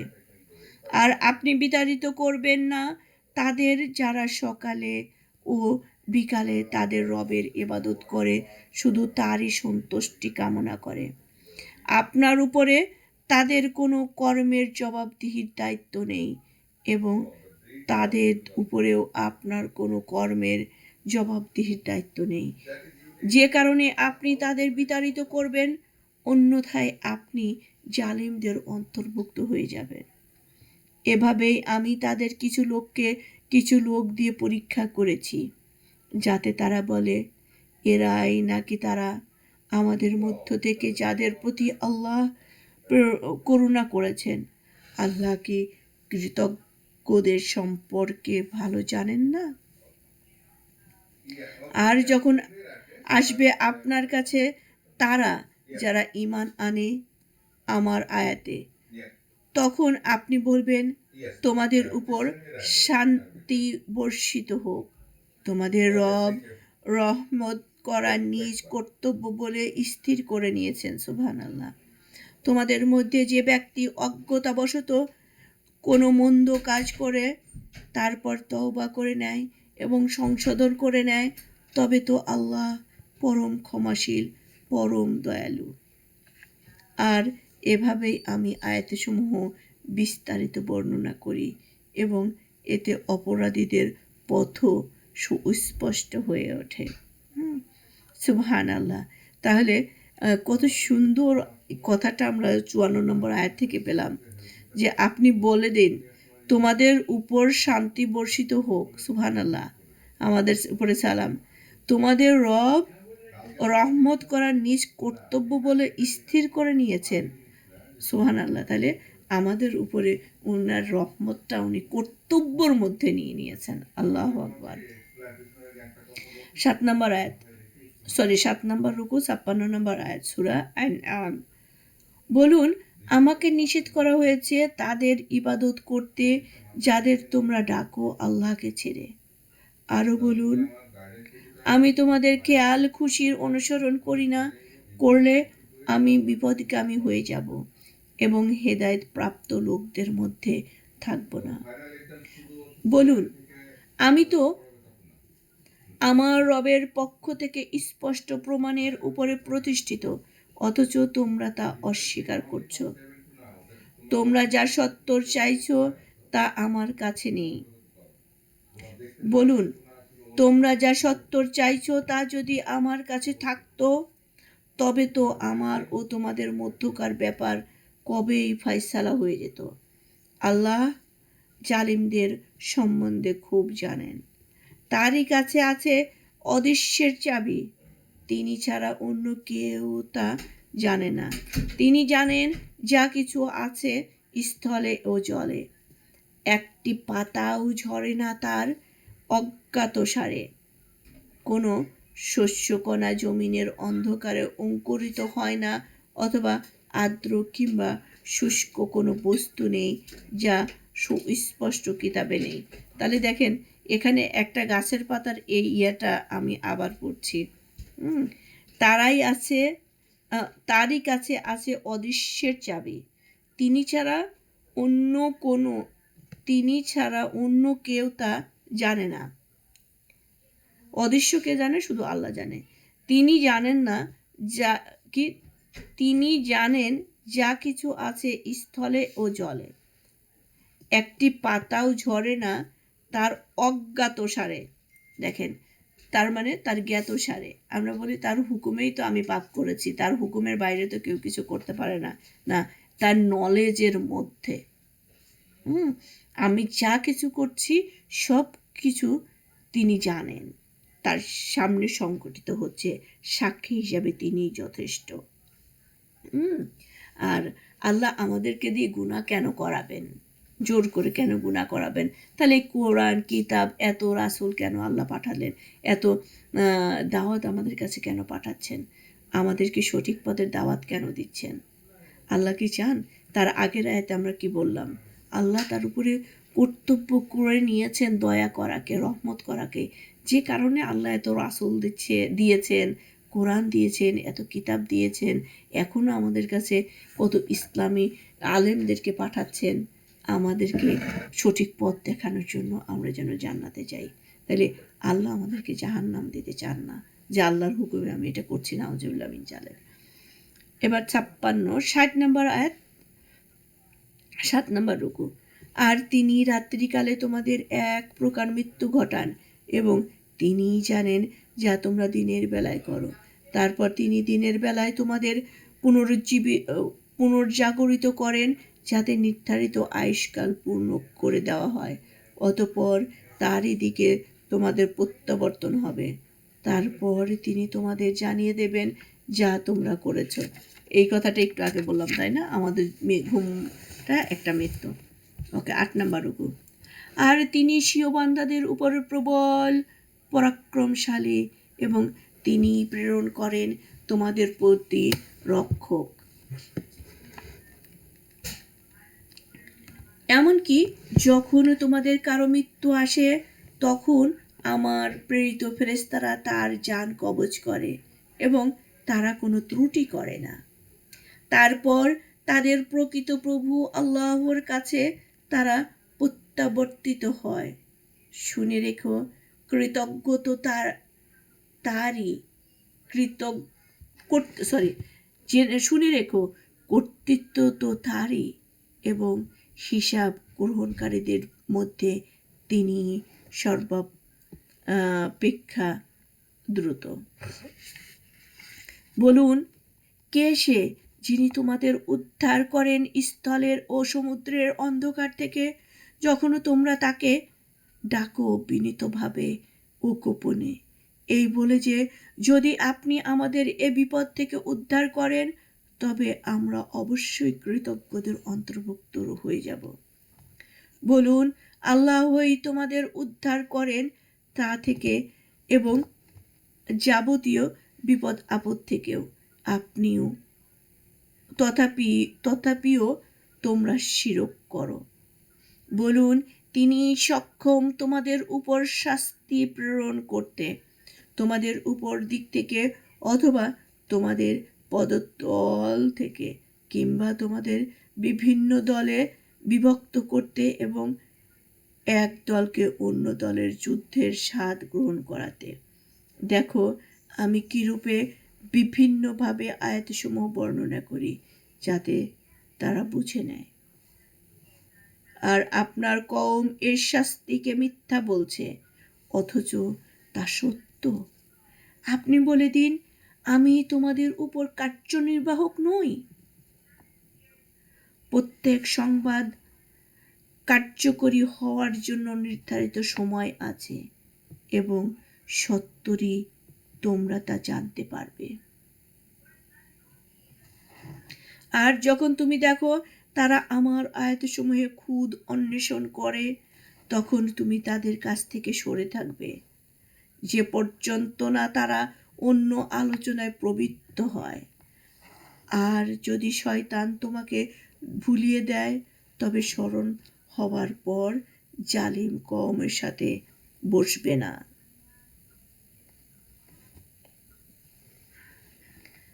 আর মুত্তাকিদের উপর ওদের কর্মের জবাবদিহির কোনো দায়িত্ব নেই, তবে উপদেশ দেওয়া তাদের দায়িত্ব।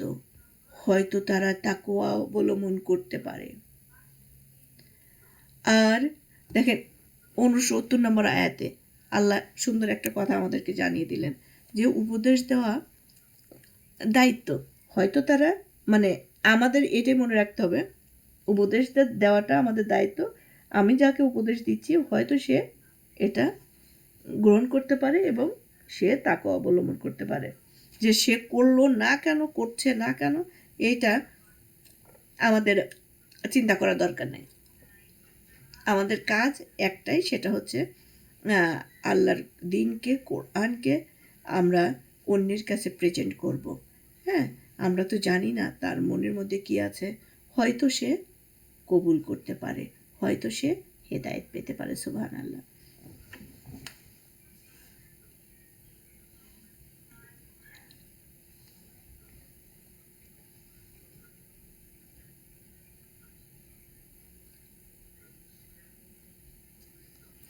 সত্তর নম্বর আয়াত সূরা আনামের। আর দূরে সরে থাকো এরূপ লোক থেকে যারা নিজেদের দিনকে ক্রিয়া ও কৌতুক রূপে গ্রহণ করেছে এবং পার্থিব জীবন যাদের ধোকায় ফেলে রেখেছে। কোরআনের মাধ্যমে তাদের উপদেশ দাও যেন কেউ নিজ কর্মের দরুন এমনভাবে জড়িয়ে না পড়ে যে আল্লাহ ছাড়া আর কোনো অভিভাবক ও সুপারিশকারী থাকবে না। আর যদি দুনিয়ার সব বিনিময়ে প্রদান করা হয়, তবুও তা গ্রহণ করা হবে না। এরা এরূপ যে তারা নিজেদের কৃতকর্মের জন্য জড়িয়ে পড়েছে। যেহেতু তারা কুফরি করত, তাই তাদের জন্য রয়েছে ফুটন্ত পানীয় এবং যন্ত্রণাদায়ক আযাব। আল্লাহুম্মা আযিনি মিনান্নার, আল্লাহুম্মা আযিনি মিনান্নার। দেখেন, এই আয়াতটা আমি আবার পড়ছি। হ্যাঁ, একটু আমরা মনোযোগ দিয়ে শুনি আয়াতটা।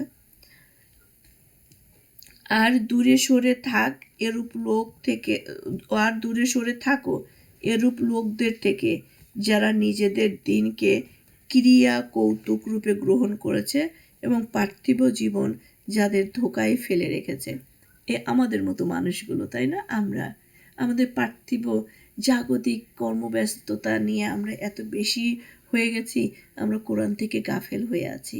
এদের নিয়ে সম্ভবত এই কথাগুলো বলছে। দেখেন, কোরআনের মাধ্যমে তাদের উপদেশ দাও। তাহলে আমাদের মতো যারা আমরা গাফেল হয়ে আছি, আমরা দুনিয়াকে বেশি প্রাধান্য দিচ্ছি, আল্লাহকে বলতেছেন তাদেরকে কোরআন দিয়ে বুঝাও। তাদের তো এক ধাপ আছে, তাদের তো মুসলিম, তারা ঈমান আছে, তারা বিশ্বাসী, কিন্তু দুনিয়া নিয়ে ব্যস্ত আছে। তাদেরকে বুঝাইলে তারা পরকাল নিয়ে ব্যস্ত হবে, তারা আল্লাহ নিয়ে ব্যস্ত হবে, কোরআন নিয়ে ব্যস্ত হবে। তাই কোরআন দিয়ে তাদেরকে বোঝাও। কোরআন দিয়ে বোঝানোর জন্য কোরআন তুমি জানো, আর সেই জানার জন্য সবাই আমরা কোরআনকে পড়ব, জানবো, বুঝবো। এটাই কোরআনের হক। তো আলহামদুলিল্লাহ, আল্লাহ যেন আমাদেরকে কোরআন থেকেই আরেকজনকে দাওয়াত করার তৌফিক দান করেন। আমরা যেন কোরআন দিয়েই অন্যকে বোঝাতে পারি যে দেখেন, কোরআনে এরকম বলেছে, আপনি এভাবে চলেন। আমিন। 9 নম্বর রুকু, 71 নম্বর আয়াত। বলুন, আমরা কি আল্লাহ ছাড়া এমন কিছুকে ডাকবো যা আমাদের কোনো উপকারও করতে পারে না এবং কোনো ক্ষতিও করতে পারে না? আর আল্লাহ আমাদের সৎ পথ প্রদর্শনের পর আমরা কি ওই ব্যক্তির ন্যায় বিপরীত দিকে ফিরে যাব? শয়তান যাকে দুনিয়ায় বিপদগামী করেছে এবং সে দিশের হারা হয়ে ঘুরেছে, তার সহচররা তাকে সঠিক পথের দিকে ডেকে বলেছে, এসো আমাদের কাছে, বলে দিন, নিশ্চয়ই আল্লাহর পথই প্রকৃত সুপথ, আর আমরা আদিষ্ট হয়েছি বিশ্ব জগতের পালনকর্তার কাছে আত্মসমর্পণ করতে এবং নামাজ পড়তে ও তাকে ভয় করতে। তারই কাছে তোমাদের একত্র করা হবে। আর তিনি যথাযথভাবে আসমানসমূহ ও জমিন সৃষ্টি করেছেন। যেদিন তিনি বলবেন হায়, যা তখনই যা হয়ে যাবে। ও এখানে প্রিন্টিং একটাই আছে, আমি আবার পড়ছি। আর তিনি যথাযথভাবে আসমানসমূহ ও জমিন সৃষ্টি করেছেন। যেদিন তিনি বলবেন হয়ে যাও, তখনই তা হয়ে যাবে। তার কথাই সত্য। যেদিন সিংহায় ফু দেওয়া হবে, সেদিনের সর্বময় কর্তৃত্ব একমাত্র তারই। তিনি সকল অদৃশ্য ও প্রকাশ্য বিষয় জ্ঞাত। তিনি হিকমতওয়ালা, সর্ববিষয়ে খবর রাখেন। স্মরণ করো, ইব্রাহিম বলেছিলেন তার পিতা আজরকে, আপনি কি প্রতিমাগুলোকে মাবুদ রূপে গ্রহণ করেন? আমি তো আপনাকে ও আপনার কওমকে প্রকাশ্যে গোমরাহির মধ্যে দেখতে পাচ্ছি। আর এরূপেই আমি ইব্রাহিমকে দেখিয়েছি আসমান ও জমিনের অত্যাশ্চর্য বস্তুসমূহ, যেন তিনি দৃঢ় বিশ্বাসীদের অন্তর্ভুক্ত হয়ে যান। তারপর রাতের অন্ধকার যখন তাকে আচ্ছন্ন করল, তখন তিনি তারকা দেখতে পেলেন এবং বললেন, এটি আমার রব। অতঃপর যখন তা অস্তমিত হলো, তখন তিনি বললেন, আমি অস্তগামীদের ভালোবাসি না। রব যদি হবে, সে কেন অদৃশ্য হয়ে যাবে? রব তো অদৃশ্য হতে পারে না। তারপর যখন তিনি চাঁদকে দীপ্তমান অবস্থায় দেখতে পেলেন, তখন বললেন, এটি আমার রব। যখন তাও অস্তমিত হলো, তখন তিনি বললেন, যদি আমার রব আমার সঠিক পথ না দেখান, তবে অবশ্যই আমি পথভ্রষ্ট লোকদের অন্তর্ভুক্ত হয়ে পড়ব। তার মানে সুবহানাল্লাহ, আল্লাহর সৃষ্টির নিদর্শন থেকে ইব্রাহিম আলাইহিসসালাম রবকে খোঁজার চেষ্টা করছিলেন। আবার দেখেন, নিজে একবার দুইবার যেই দেখলেন যে এটা না ওইটা, ইনডিসিশন, সাথে সাথে কি করলেন, আল্লাহর শরণাপন্ন হয়ে গেলেন। আল্লাহ, আপনি আমাকে পথ দেখান, যিনি আমার রব তিনি আমাকে পথ দেখাবেন, আমি তার পথ অনুসরণ করব। কারণ রবেরই তো সেই ক্ষমতা আছে। হ্যাঁ, আমি সেটাই বলছি, আমার মনের কথা, আমার কথা, প্রকাশ্যের কথা আমার সেই রবই বুঝতে পারবেন, আমি যদিও তাকে দেখতে পাচ্ছি না, আমি জানি না তিনি কীরকম, আমি জানি না তিনি কই, আমার এটা না, কিন্তু আমি এইটুকু জানি তিনি আমার কথা শুনছেন, আমার সমাধান মানে সমস্যার সমাধান করে দেবেন। আমি তার সাথেই কথা বলি।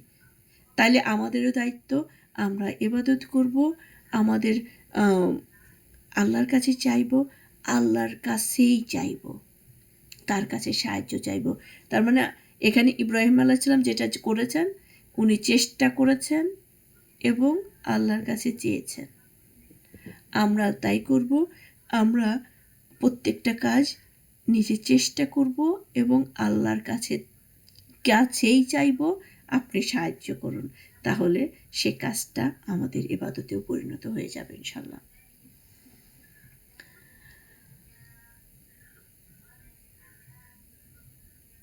আচ্ছা, ৭৬, ৭৭, ৭৮ নম্বর।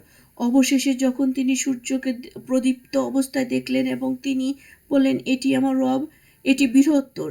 তারপর যখন তাও ডুবে গেল, তখন তিনি বললেন, হে আমার কওম, নিশ্চয়ই আমি তা থেকে মুক্ত, নিশ্চয়ই আমি একাগ্রচিত্তে শুধু তারই দিকে আমার মুখ ফেরাচ্ছি, যিনি সৃষ্টি করেছেন আসমান ও জমিন, আর আমি মুশরিকদের অন্তর্ভুক্ত নই।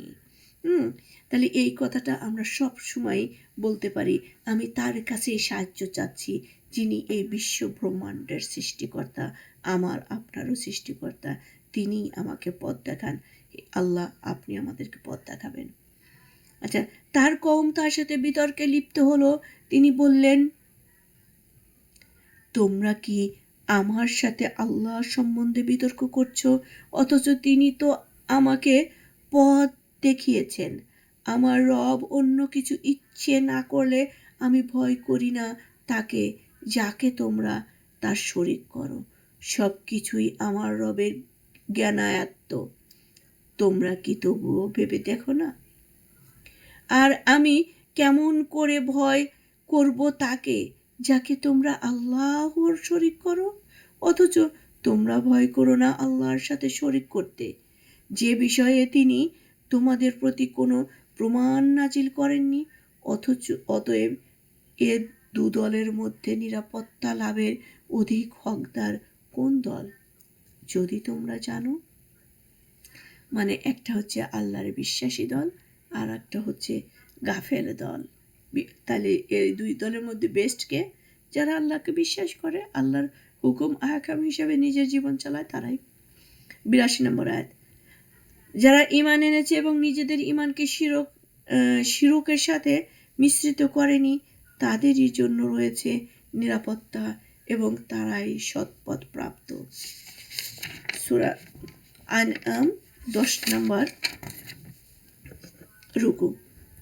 আর তা ছিল আমারই যুক্তি প্রমাণ, যা আমি দিয়েছিলাম ইব্রাহিমকে তার কওমের মোকাবেলায়, যাকে আমি ইচ্ছে করি মর্যাদায় সমুন্নত করি।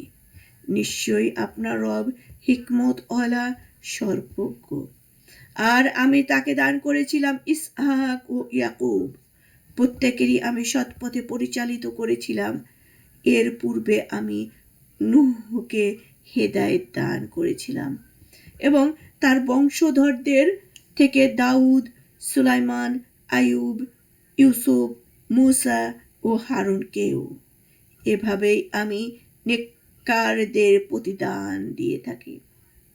এবং জাকারিয়া, ইয়াহইয়া, ঈসা ও ইলিয়াসকেও হেদায়েত দান করেছিলাম। তারা সবাই ছিলেন পুণ্যবানদের অন্তর্ভুক্ত। এবং ইসমাইল আলাইহিসসালাম, ইউনুস ও লুতকেও ইসমাইল আল ইয়াসা আর ইউনুস ও লুতকেও হেদায়েত দান করেছিলাম। আমি প্রত্যেককেই সারা জাহানের উপরে ফজিলত দান করেছিলাম এবং তাদের পূর্বপুরুষদের কতককে, তাদের বংশধরদের কতককে এবং তাদের ভাতৃবৃন্দের কতককেও তাদের আমি মনোনীত করেছিলাম এবং পরিচালিত করেছিলাম সরল সঠিক পথে। এটা আল্লাহর হেদায়েত। তিনি নিজ বান্দাদের মধ্যে যাকে ইচ্ছে করেন এবং তারা হেদায়েত দান করেন, এর দ্বারা হেদায়েত দান করেন। তারা যদি শিরক করত তবে অবশ্যই তাদের কৃতকর্ম বিফল হয়ে যেত। তাহলে হেদায়েত আল্লাহর কাছে চাইতে হবে আর শিরক মুক্ত অবস্থায় থাকতে হবে আল্লাহর কাছে। এটাও চাইতে হবে, আল্লাহ আপনি আমাদেরকে শিরক মুক্ত রাখুন। আর শিরক বিদাত এই নলেজগুলো আপনি আল্লাহ আমাদেরকে খুব খুব সুন্দরভাবে জানার তৌফিক দান করুন, আমাদেরকে জানিয়ে দেন, আমরা যেন আপনার সাথে কাউকে অ্যাসোসিয়েট না করি। 89 নম্বর আয়াত। তাদের আমি দান করেছিলাম কিতাব, কর্তৃত্ব ও নবুয়াত। তারপর যদি তারা আপনার নবুয়াতকে প্রত্যাখ্যান করে তবে আমি তো এর জন্য এমন এক কওমকে নির্দিষ্ট করেছি যারা এর প্রতি অবিশ্বাস করবে না। তারা ছিলেন এমন যাদের আল্লাহ হেদায়েত দান করেছিলেন। অতএব আপনিও তাদেরই পথে চলুন। বলুন, এর জন্য আমি তোমাদের কাছে কোনো পারিশ্রমিক চাই না। এ তো বিশ্ববাসীর জন্য একটি উপদেশ মাত্র।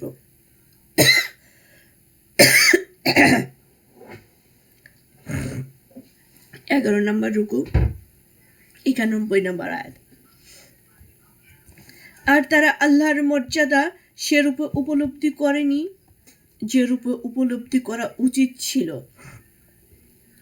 যখন তারা বলল আল্লাহ কোনো মাবুদ মানুষের উপর কোনো কিছুই নাজিল করেননি, নাউজুবিল্লাহ।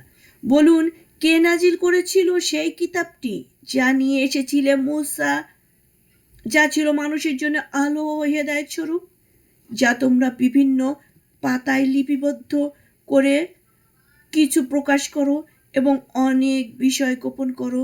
আর তোমাদের এমন অনেক বিষয় শিক্ষা দেওয়া হয়েছিল যা তোমরাও জানতে না এবং তোমাদের পূর্বপুরুষরাও জানতো না। আপনি বলে দিন, আল্লাহই নাজিল করেছেন, তারপরে ছেড়ে দিন তাদেরকে তাদের নিজ নিজ অনর্থক কাজে লিপ্ত থাকতে। এ কোরআন এমন কিতাব যা আমি নাজিল করেছি, যা বরকতময়, পূর্ববর্তী কিতাবের সত্যতা প্রমাণকারী এবং এজন্য যে আপনি ভয় প্রদর্শন করেন মক্কাবাসী ও তার পার্শ্ববর্তী লোকদের। আর যারা আখিরাতে বিশ্বাস করে তারা এর প্রতি ঈমান আনে এবং তারা নিজেদের নামাজের হেফাজত করে। আর ওই ব্যক্তির চেয়ে বড় জালিম কে, যে আল্লাহর প্রতি মিথ্যা অপবাদ আরোপ করে অথবা বলে আমার প্রতি ওহী নাজিল হয়, যদিও তার প্রতি কোনো ওহী আসেনি, এবং যে বলে আমিও নাজিল করতে পারি যেমন আল্লাহ নাজিল করেছেন, নাউজুবিল্লাহ। আর যদি আপনি দেখেন যখন জালিমরা মৃত্যু যন্ত্রণায় থাকে এবং ফেরেশতারা হাত বাড়িয়ে বলে বের করো তোমাদের প্রাণ, আজ তোমাদেরকে অবমাননাকর আযাব প্রদান করা হবে, কেননা তোমরা আল্লাহ সম্বন্ধে অসত্য বলতে এবং তার আয়াতসমূহ কবুল করা থেকে অহংকার করতে।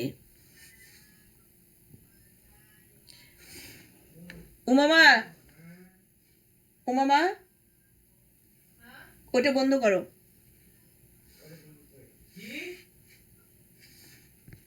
ওটা থেকে লিভ নাও।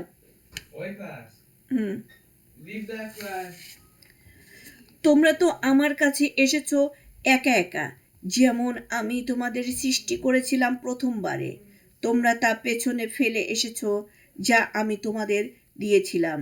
আর আমি তো তোমাদের সাথে সেই সুপারিশকারীদের দেখছি না যাদের সম্বন্ধে তোমরা ধারণা করতে যে তারা তোমাদের ব্যাপারে শরিক।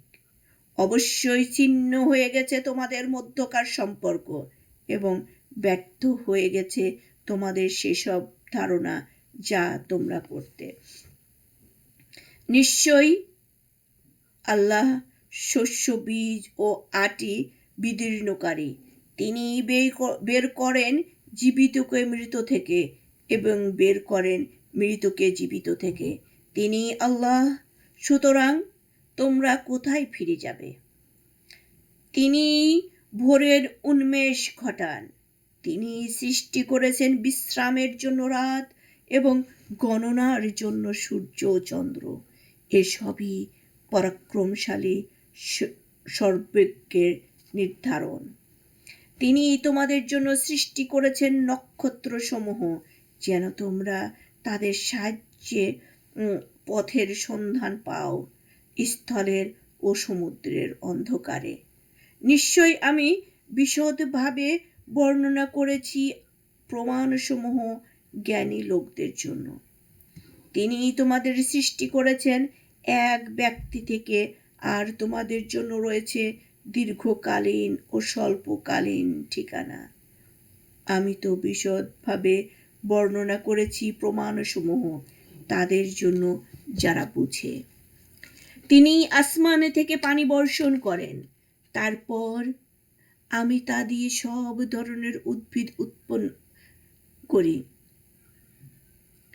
আর আমি তা থেকে সবুজ পাতা উদ্গত করি।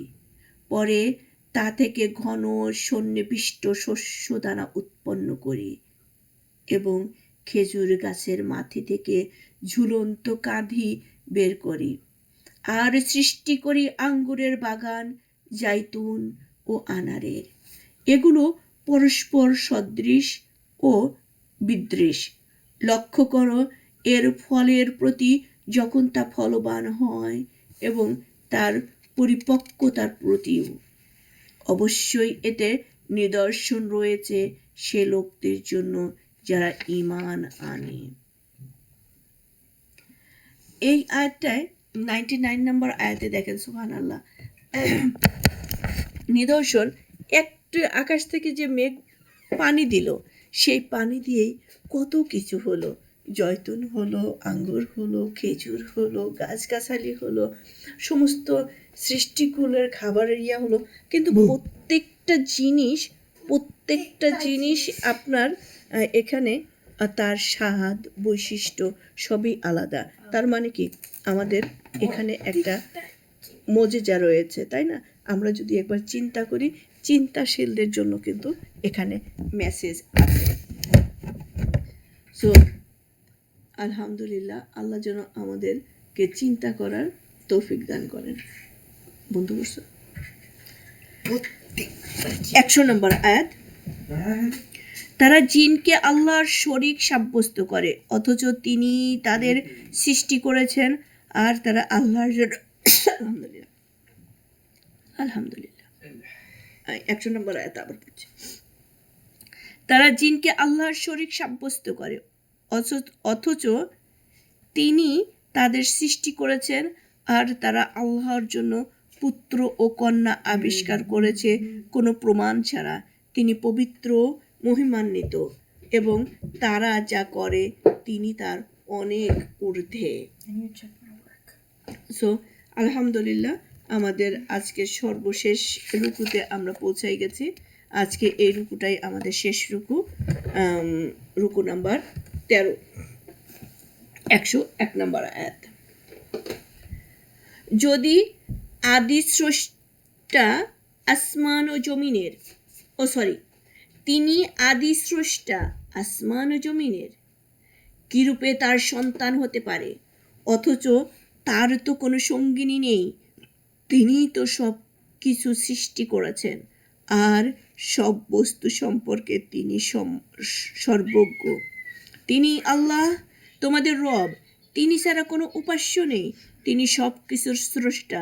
অতএব তোমরা তারই ইবাদত করো, আর তিনিই সর্ববিষয়ে কার্যনির্বাহক। দৃষ্টিসমূহ তাকে পরিবেষ্টন করতে পারে না, অবশ্য তিনি দৃষ্টিসমূহকে পরিবেষ্টন করে আছেন।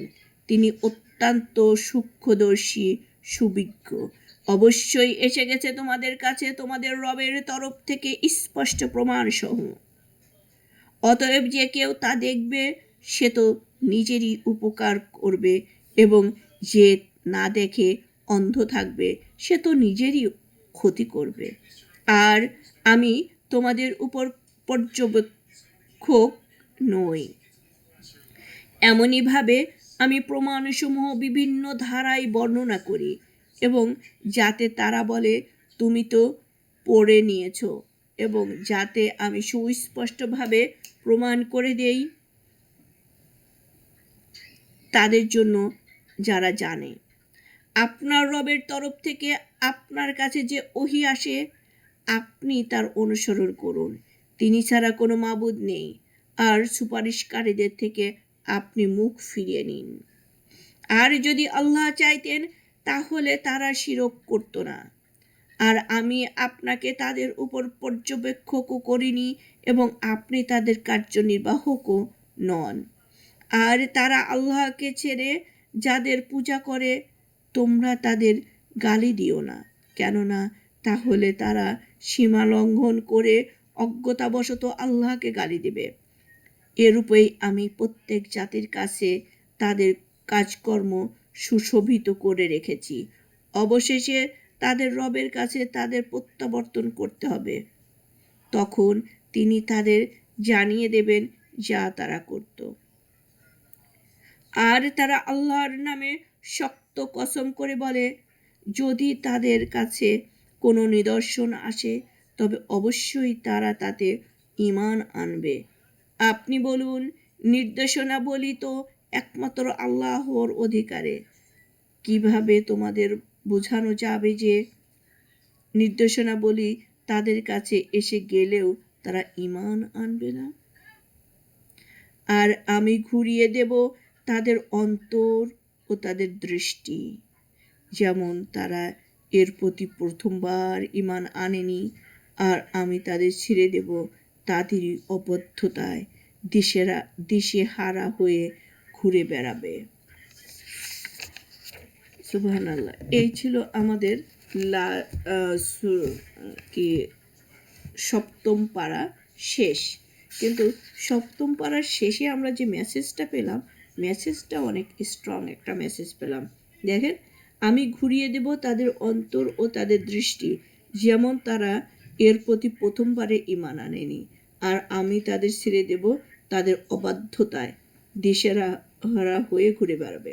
সো আমরা আল্লাহর কাছে সবাই চাই যে আল্লাহ আমাদেরকে ব্লিঙ্ক অফ সময়ের জন্য আপনি আমাদেরকে আমাদের নফসের উপরে ছেড়ে দেবেন না।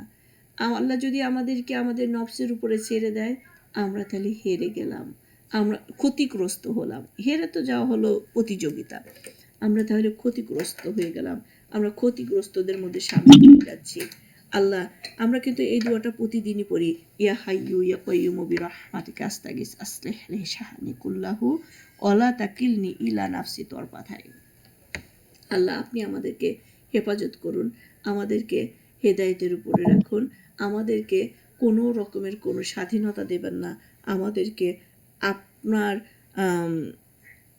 দাস হিসাবে আপনার রহমতের ছায়াতলে 24/7 প্রতিটা সেকেন্ড প্রতিটা মোমেন্ট আমাদেরকে আপনি রাখুন আপনার রহমতের মধ্যে। আমাদের ছোট বড় যত গুনাহ আছে আল্লাহ, আপনি আমাদের সমস্ত গুনাহ খাতা মাফ করে দিন, আমাদের গুনাহগুলোকে আল্লাহ নেকি দ্বারা পরিণত করে দিন। আর আল্লাহ, আমরা যেন একই গুনাহ আবার না করি, বারে বারে না করি, আমরা যেন সর্ব অবস্থায় নিজেকে গুনাহমুক্ত রাখার জন্য চেষ্টা করি এবং গুনাহমুক্ত থাকি। সুবহানাকা আল্লাহুম্মা বিহামদিকা আশহাদু আল্লা ইলাহা ইল্লা আনতা আস্তাগফিরুকা ওয়া আতুবু ইলাইক।